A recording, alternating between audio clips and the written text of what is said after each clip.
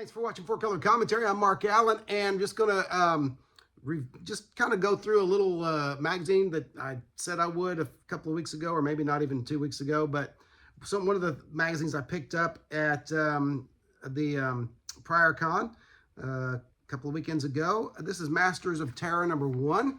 It is a 2-issue. It only went 2 issues, unfortunately. But what this was an anthology magazine of reprint stories from earlier comic books. The positive of this, and of course I always liked reprint books. I loved Marvel Tales, and I loved Marvel Triple Action and all that stuff. The books that gave us kids at the time a shot at classic stories that maybe were out of our reach or just couldn't be found, out of our reach financially, or just couldn't be found. So that's what this is, but it's done in a magazine format with black and white art. Now, not all color stories translate well to black and white, and there's always some issues, but the story's still there, the feeling is still there. And what this is an adaptation, comic adaptation. All these stories are comic adaptations of some of the greatest fantasy writers of the 20th century, and horror and fantasy. So anyway, and see, even the cover here, that's from a Steranko piece that was done for the cover of a comic, and I'm not sure which one. But anyway, this is a good way to get some great stories. You don't have to go out there and find every one of those comic books. But just wanted to quickly go through them. Oh, and by the way, I'm gonna have a snack while we do this. These are Coca-Cola flavored Oreos, and I thought I'd do a service for you while I was going over this magazine. If you've ever wondered whether or not it's those Coca-Cola Oreos are worth it, I'm gonna find out for you. Okay. And so you have the first comic, or your first story about It. It was originally by Theodore Sturgeon. Here it's script by Roy Thomas, art by Maurice Severin and Frank Giacoya. And so there's the opening page. And it being this was the one that for me didn't translate quite as well in black and white, simply because it is such a heap-like character, and it blends too well in the story, and it's just kind of hard sometimes to make things out. Not too bad though. But it was a monster that was just kind of unfeeling. It wasn't good. It wasn't evil. The things it did were terrible, but not out of a sense of, wanting to hurt anyone or anything. It just was curious, and it did what it did, and there you go. So there was no real. There was imperative to stop the creature, but there was nothing really that you could hate about the creature. It just was. And but great Severin art, great Maurice Severin art, and Giacoya always is great on inks. He always was great on inks. And so some good, some solid action and good storytelling there.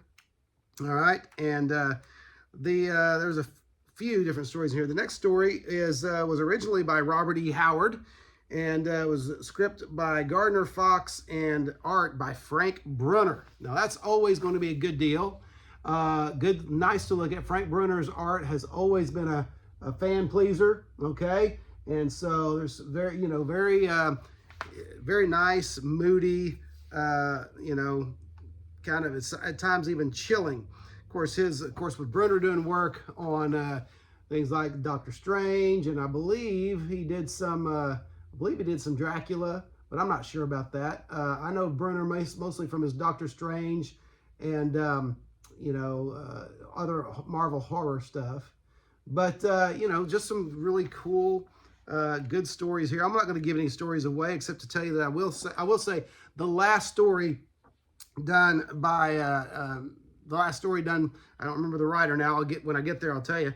Done by Gil Kane, though. Great art by Gil Kane. It was a new twist on Jack the Ripper, so it was very entertaining. Well, new twist. This was published in '75, so new at the time. All right, I'm gonna try one of these very quickly. And my goodness, I opened this. Very, very strong odor of Oreos and Coke. So I'm not sure what to expect here, but I'll see. I'll see what I think, and I'll let you know whether it's worth trying or not. Okay, so interesting looking cookie. You got one side is the Oreo chocolate colored, and then the other is the red with the Coke emblem. That's got the Oreo emblem. This one's got the Coca-Cola emblem, okay? So very, very cool there, kind of neat, okay? I always want to take them apart, but for the sake of knowing how they taste together, I'm not going to do that, so here we go.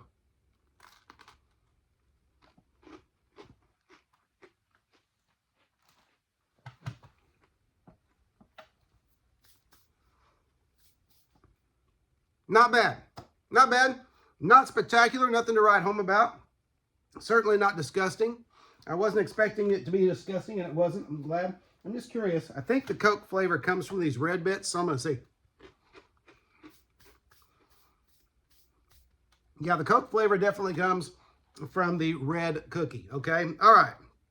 Very cool. So back to the, actually kind of like that. It sounds weird, but kind of leaves a nice aftertaste. That's weird. Okay. All right. Next, a story called The Terrible Old Man by H.P. Lovecraft, adapted to comics by Roy Thomas, Barry Smith, before he put the Windsor in there, Dan Atkins, and John Verpooten. And so you can spot the early Barry Windsor Smith art easily. You know, still kind of aping a couple of different Marvel styles there. If you know, you know who they are, and but also coming into his own. Okay. Very cool, kind of moody, and goes for some terrifying. I've never really been terrified by comics. I've been creeped out. I've been intrigued.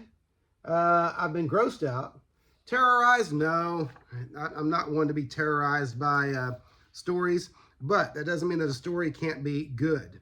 Now in the middle of this book, they have master dash pieces instead of, you know, doing the hyphenated, giving masterpieces the hyphenated word, the hyphenated treatment, because they are talking about giving a little background on the greats that this magazine celebrates.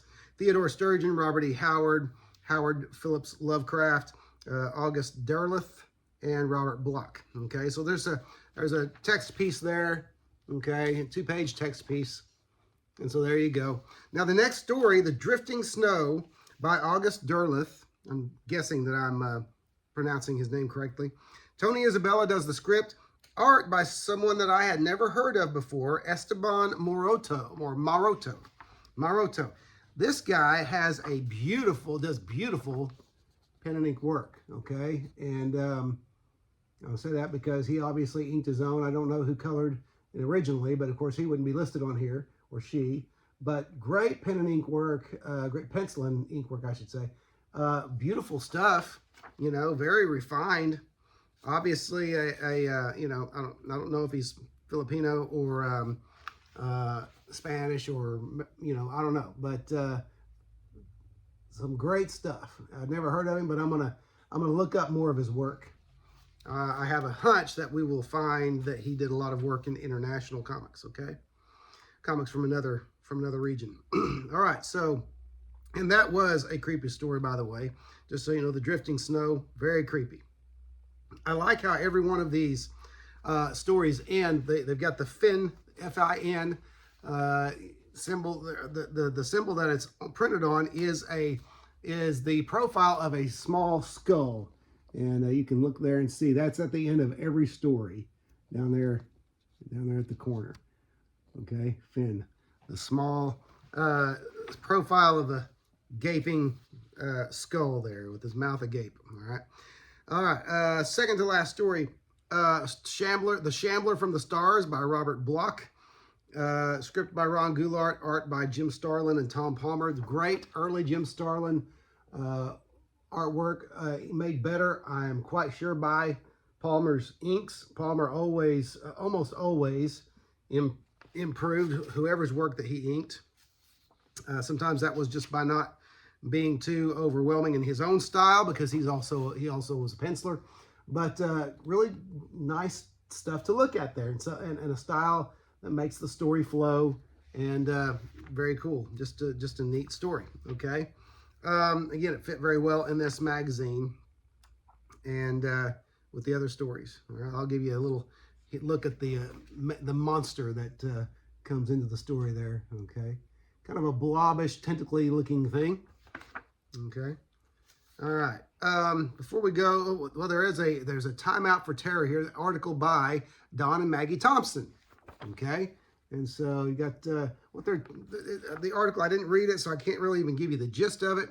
But just kind of, they reference some, very, very beginning, they reference the classic TV show Kolchak the Night Stalker.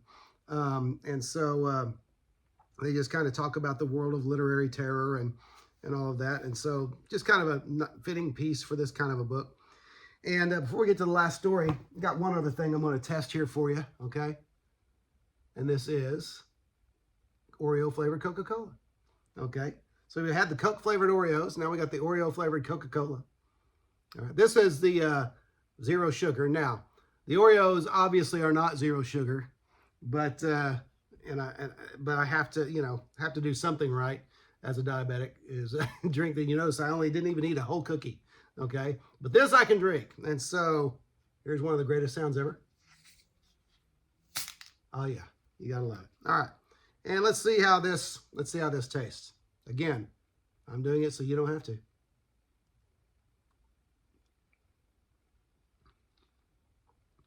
Oh wow, that's the better of the two.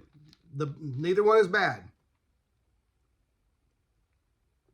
But that's definitely the better of the two, because it tastes something like a vanilla Coke, but because the flavor of the cream and the Oreos, they're very much like a vanilla Coke with just a hint of chocolate in there. So yeah, that works. Get that hand dried off really well, because you do not touch comics and magazines with wet hands. All right, okay. All right, last story. Yours truly, Jack the Ripper, with a great splash page there by Gil Kane. And so Ron Goulart does the script, and with Roy Thomas, and Gil Kane and Ralph Reese do the art. So Reese inking Kane, which turned out really, really well. I'm not going to go and try to chase down every book that these stories are in, but if I come across them, it will be interesting to see how they looked in color with these art combos. But here's a look at some of the panels. Really, really neat stuff. And like I said, this book had introduced kind of a new twist on Jack the Ripper, a new theory about Jack the Ripper. After all, this story takes place in modern times, 1970s, not in the 1800s. So how could it still be Jack the Ripper? Well, they put forth a very interesting theory. Okay, and I'm not going to give away the end, so you don't know how it works. All right. So anyway, that's Masters of Terror #1, and great book. I enjoyed it very much, and of course, got it for a nice deal at the prior con at my friend Jimmy's table. And so anyway, I recommend it. And if you get a chance to grab this baby at an affordable price, then go ahead and get that. And it's just a lot of fun. And if you like it, and I like soft horror. I'm not a big hack and slash guy, but I do like the classic stuff. So this is really good, really enjoyable. All right, but that's it. Just wanted to share that with you. When I go through issue #2, I'll share that with you as well. I thought you might enjoy seeing that and knowing a little something about that if you didn't already. But anyway, appreciate you watching. Don't forget to like, comment, and subscribe if you haven't. But otherwise, thanks for watching 4 Color Commentary, and I'll see you next video.